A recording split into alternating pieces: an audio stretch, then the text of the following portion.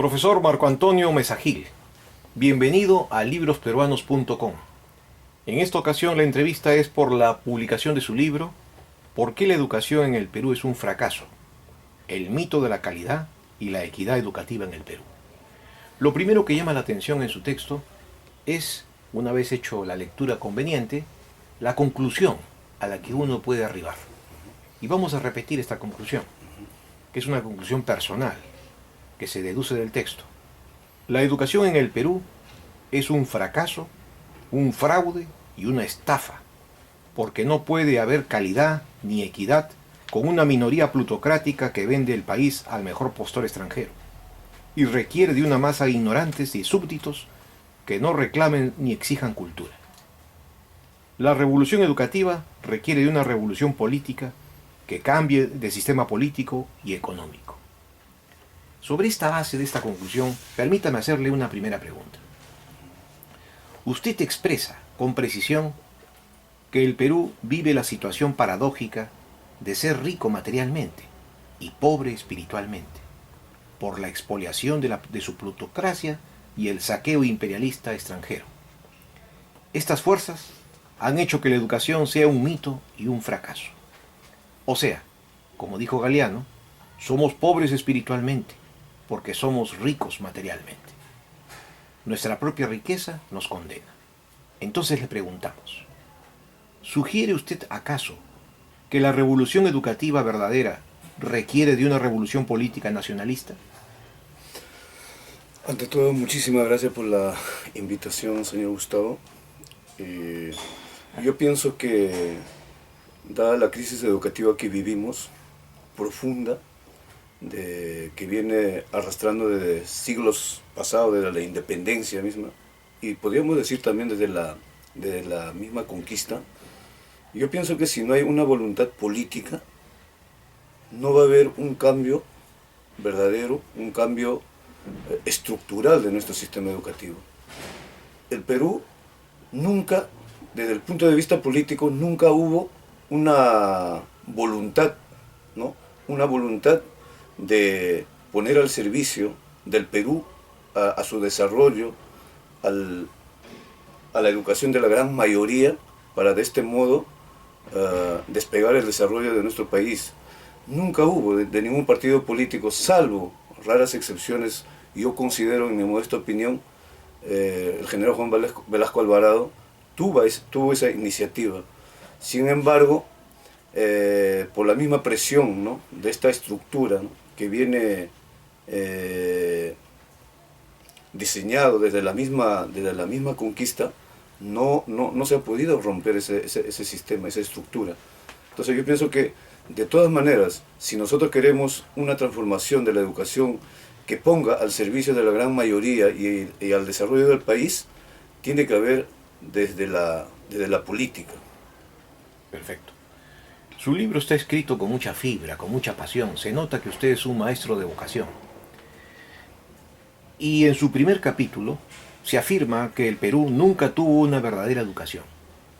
¿Qué es una educación verdadera? ¿Consiste en vincularla al desarrollo nacional? ¿Cómo reestructurar nuestra educación?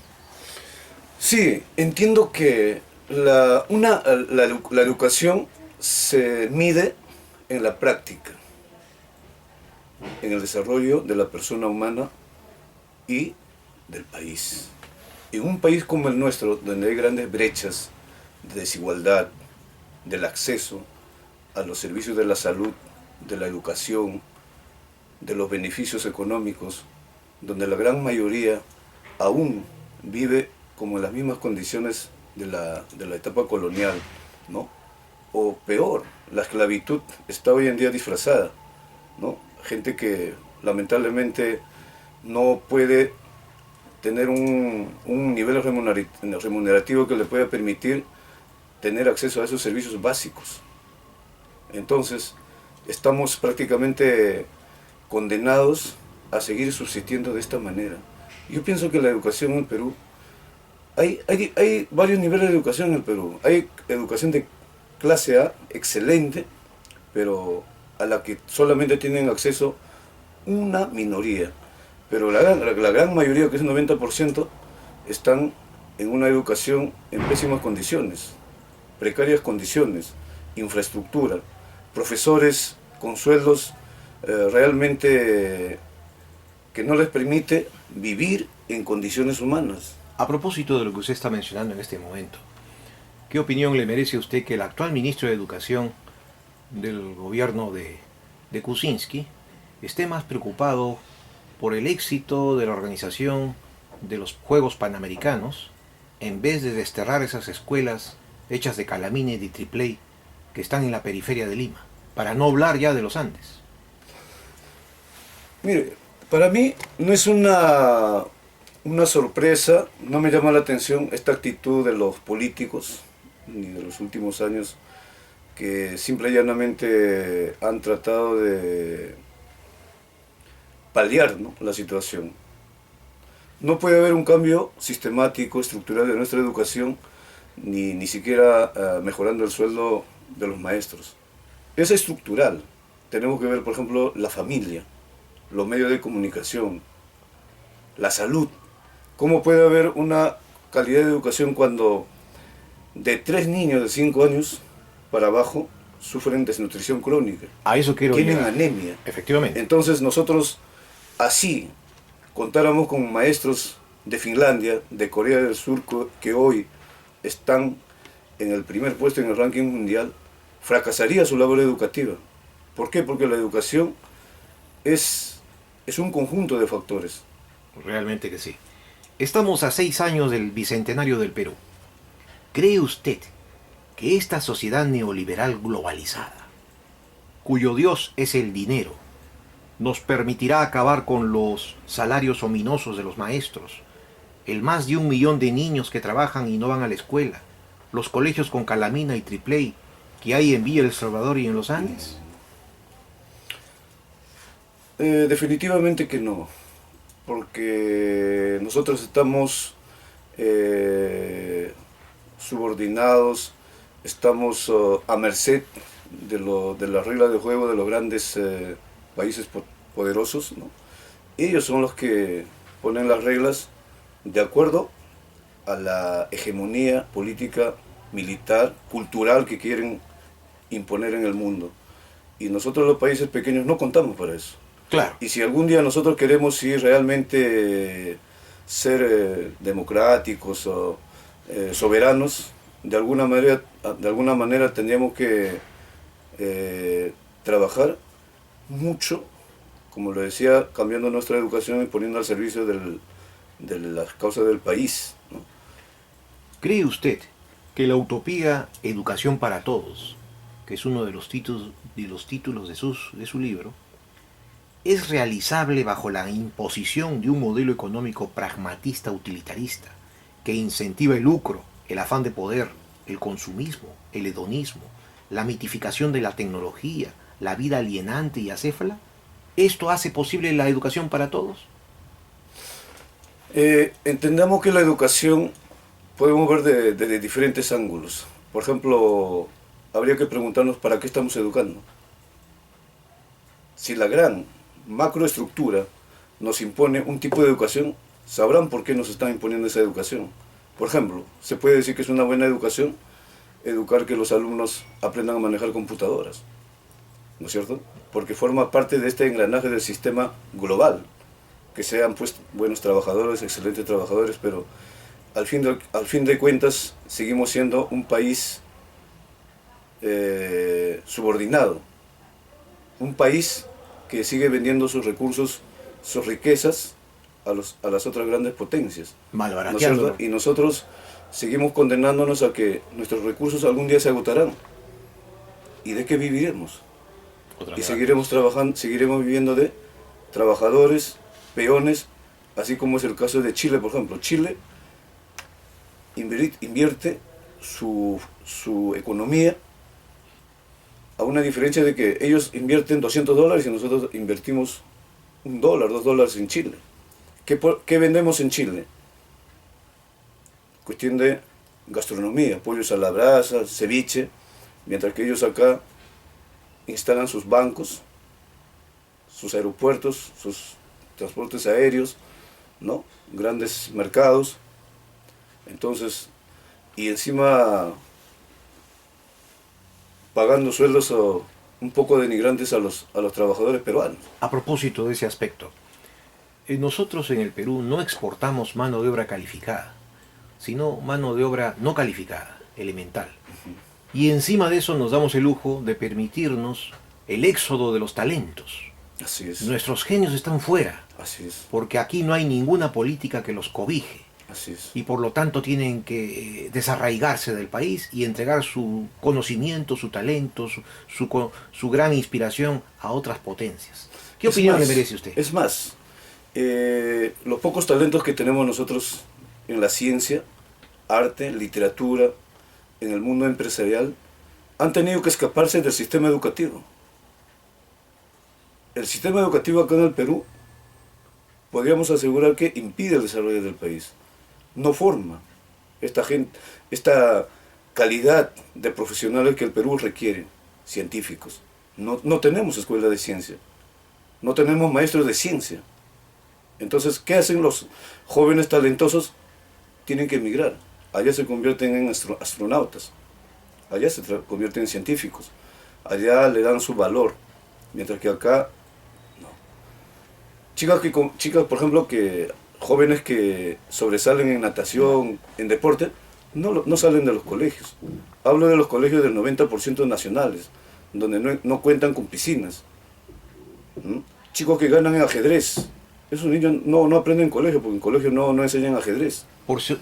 En su libro hay A su propia forma ellos se preparan. Sí, permítame, profesor. En su libro hay muchísima documentación, muchísima información, muy bien expuesta, muy bien desarrollada y sobre todo con un estilo personal bastante enérgico que nos hace recordar en muchos pasajes a distinguidos maestros como por ejemplo a Emilio Romero. Este paralelo me sirve para preguntarle por una reflexión que podemos hacer actualmente. La crisis de la educación es mundial, Sí. es hegemónica y también pertenece al mundo subalterno. Entonces, por ejemplo, en los Estados Unidos la crisis de la educación básica es espantosa. Los índices de conocimiento de los niños y jóvenes estadounidenses es muy baja, muy endeble. Y sin embargo, su gran desarrollo científico y tecnológico se basa sobre todo en los inmigrantes, en aquellos que llegan con su aporte de talento y su genio y allí se abre un camino. Entonces, ¿qué opinión le merece esta otra paradoja del mundo desarrollado, de la primera potencia mundial? Sí, yo también me he puesto a pensar en eso. Es que Estados Unidos tiene un poder económico hegemónico hasta la actualidad, y invierten mucho en ciencia. En las investigaciones. Entonces, estas investigaciones mayormente lo realizan las grandes empresas privadas. Entonces, las personas que emigran de otros países, ellos lo captan, lo perfeccionan y lo ponen al desarrollo económico. Relativamente su educación no está al nivel de Corea, Shanghái, estos países, Corea del Sur, ¿no? Que hoy en día pues, están en el primer lugar, están fabricando maquinarias pesadas, ¿no? Pero Estados Unidos sigue teniendo ese control,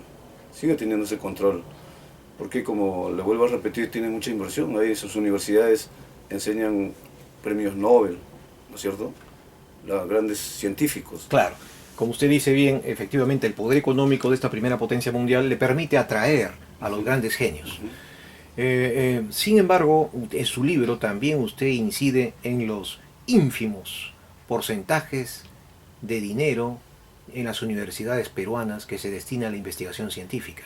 Sí. Realmente son índices espantosos y por lo que se deduce de su lectura que la universidad peruana se ha totalmente mercantilizado y ha perdido su espíritu humanístico. ¿Es así? Así es. Mire, ¿cómo será que nuestras universidades no aportan al desarrollo del país?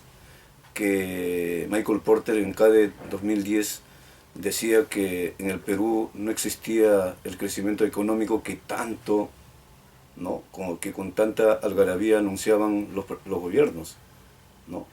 No puede haber crecimiento económico donde haya grandes sectores de población con extrema pobreza, desnutrición crónica, anemia, que superan en algunos departamentos, a algunas regiones, a los países asiáticos, africanos, Huancavelica, Puno, Cajamarca. Pero aquí, profesor... Entonces, sí. perdón, mire, y cómo nosotros, por ejemplo, cuando de lo que invertimos, de lo que exportamos, por la incapacidad de nuestras universidades, que se invierte tan poco en las investigaciones científicas, de toda la exportación que nosotros recibimos, solamente el 2% tiene el poder, el valor agregado. Es decir, seguimos vendiendo nuestras fibras de vicuña, ¿no?, en quintales, en sacos, nuestros recursos minerales, igual que en la colonia, se siguen llevando. Yo pienso que acá hay de todas maneras hay un trasfondo, hay intereses que no permiten que estos productos sean industrializados en el Perú. Claro. Permítame incidir en otro aspecto de su libro, que también es revelador. Usted opina que no todo se debe también a los factores externos, sino que hay poderosos factores internos que socavan el desarrollo de una verdadera educación. Uno de ellos es, por ejemplo, el factor de la corrupción, lo cual no es difícil constatar en el Perú. Ya ha habido procesos a famosos rectores por enriquecimiento ilícito y que creen que construir una universidad es edificar grandes edificios, nuevos planteles, pero el mismo razonamiento observamos en el gobierno.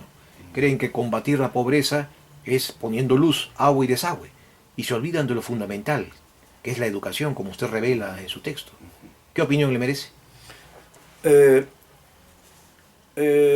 Según la Defensoría del Pueblo, en sus informes que ellos publican, el sector de educación es el que más altos índices de corrupción revela, el sector de educación. A esta corrupción tenemos que añadir también la incompetencia de los grandes funcionarios que están en los grandes puestos de la dirección de regionales, ¿no?, educación, UGEL, personas que hasta hace poco políticamente se le elegía a dedo, ¿no? Entonces eran personas que no conocían la problemática educativa. Sí, efectivamente. Usted nos hace pensar, a través de la lectura de su texto, de que el Perú tiene una más que dramática situación educativa. Sí, definitivamente. Los índices son realmente Sí. escalofriantes. Sí. Entonces, yo creo que usted estará de acuerdo en invocar a este gobierno que capitule de hacer los Juegos Panamericanos y ese dinero vaya al presupuesto de educación para combatir nuestro atraso educativo que realmente lleva más de cinco décadas. Mire, señor Gustavo, yo pienso que el Perú tiene suficientes recursos económicos como para cubrir todas las demandas del sector. ¿Y qué sucede entonces? No hay voluntad. Ah, No hay voluntad.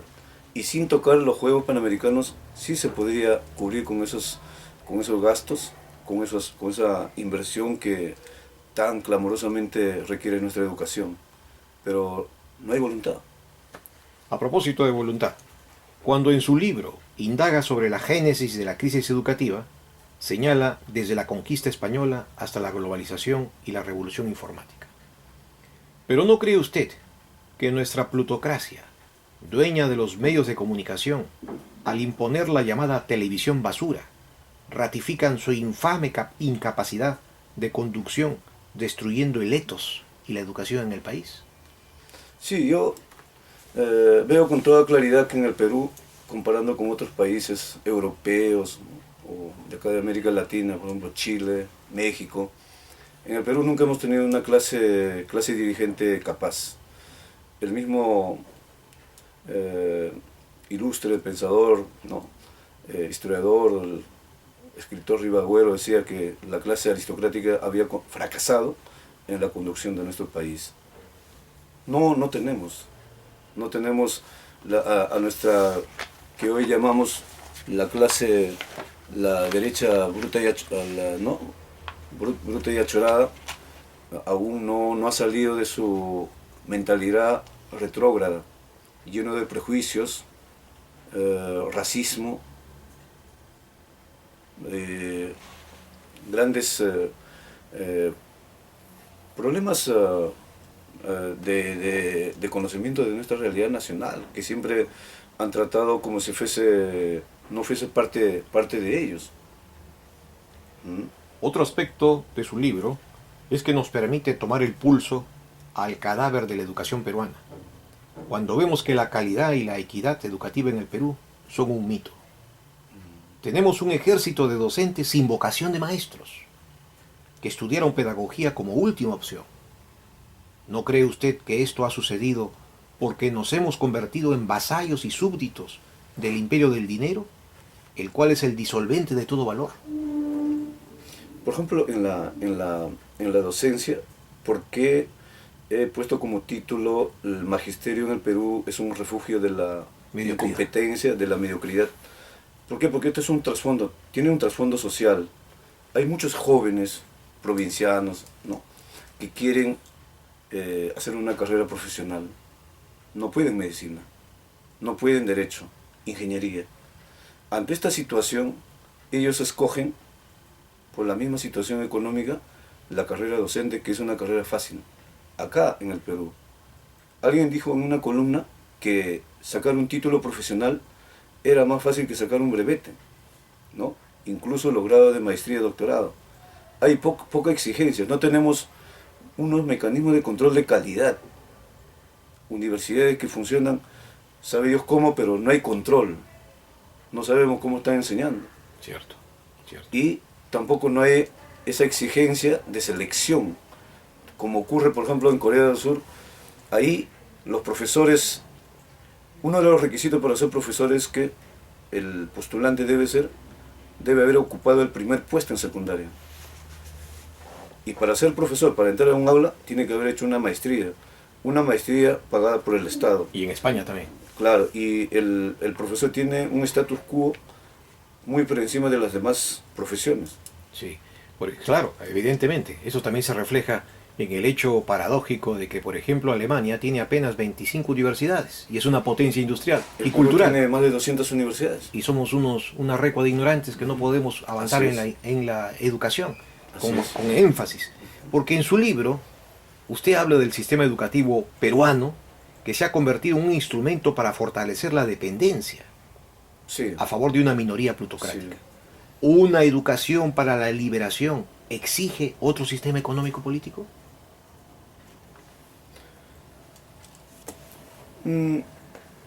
Cuando señalo que nuestra educación forma, pues, ¿no?, vasallos, empleados. ¿Por qué? Porque no tenemos bibliotecas en los colegios, no enseñamos filosofía, no enseñamos historia. Los políticos imponen qué debe llegar al aula, qué deben aprender los niños en historia, manejado, manipulado por ellos. Entonces los jóvenes están de alguna manera manipulados. O sea, la educación en el Perú se ha convertido como un instrumento de manipulación y siempre fue así. Si nosotros comparamos desde el siglo XIX, del siglo XVII, y en el libro demuestro cómo los testimonios, ¿no?, los textos, haciendo una comparación, no ha mejorado la situación educativa del país. No hay equidad, no hay calidad. Hoy hay una cobertura, aproximadamente, según los estudios, 97-98% de los jóvenes en edad escolar están asistiendo a los colegios. Sin embargo, en calidad, ¿qué vemos? Último lugar en las pruebas muestrales y censales internacionales, y acá mismo en el Perú, en las pruebas que aplican cada año, pruebas S, nuestros jóvenes estudiantes apenas 8, 9 de 100 entienden la lectura. ¿No es cierto? Entonces, ¿qué clase de jóvenes estamos formando? Efectivamente, sobre eso quisiera permitirme su opinión, pedirle. Por ejemplo, hace una semana sale una noticia que dice que de cada 10 mujeres de la selva peruana, de la Amazonía, 9 tienen un alto índice de deserción escolar. ¿Así podemos llegar al bicentenario en educación? No, definitivamente no. Es lamentable, y yo le decía a usted que si durante los siglos el pueblo andino ha sido descuidado, ¿no? La población selvática ha sido olvidada, totalmente olvidada, a tal punto que hoy en día todavía salen por la noticia y a nivel mundial difundimos de que hay grupos no contactados que viven a su suerte, que viven en las cuevas y no sabemos dónde, en qué piensan, cuál es su cosmovisión, cuál es su lenguaje de ellos. No nos hemos dado esa molestia ni siquiera mandar estudiantes profesionales de las universidades, que tantas universidades que tenemos, que vayan a investigar y mejorar la calidad de vida de esos nuestros hermanos peruanos. Efectivamente. Hay otro capítulo muy interesante de su libro que habla sobre la familia. Y evidentemente nos hace comprender que no puede haber educación sin amor, tanto de la familia como del maestro. Por tanto, le preguntamos, ¿una familia en descomposición puede evitar el ahondamiento de la crisis educativa? Definitivamente, definitivamente. La familia, siempre he sostenido esta tesis, ¿no? Para mí la familia es lo más importante incluso que la escuela, porque de la familia se nutre el pensamiento del niño, la alimentación. La anemia viene del pecho de la madre. Si la madre no está alimentada, el niño va a contagiarse de anemia. Y también su cosmovisión del niño, su filosofía, su pensamiento, su voluntad, su personalidad, se forma en el hogar. Hoy en día tenemos hogares disfuncionales,